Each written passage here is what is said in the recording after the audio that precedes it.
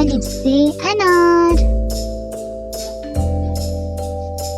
अलबता से आम,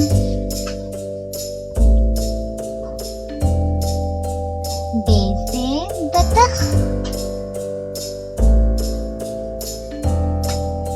पे से पतंग,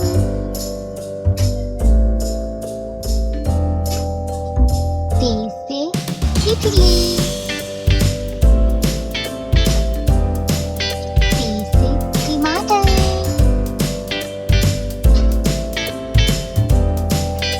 सी से समर, जीम से जहाज, ची से चिड़िया, है से हुक्का, खे से खरगोश, धी से खुबानी, दाल से दावत, दाल से डबल रोटी, जाल से जखीरा,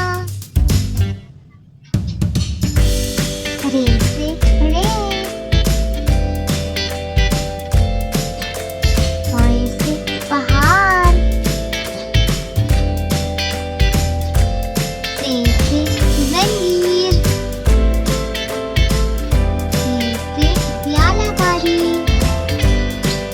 सीन से सेब, शीन से शलजम, स्वाद से सावन, ज़ाद से ज़ाइन, ते से तोता, ज़े से ज़रूरी, से आइनक,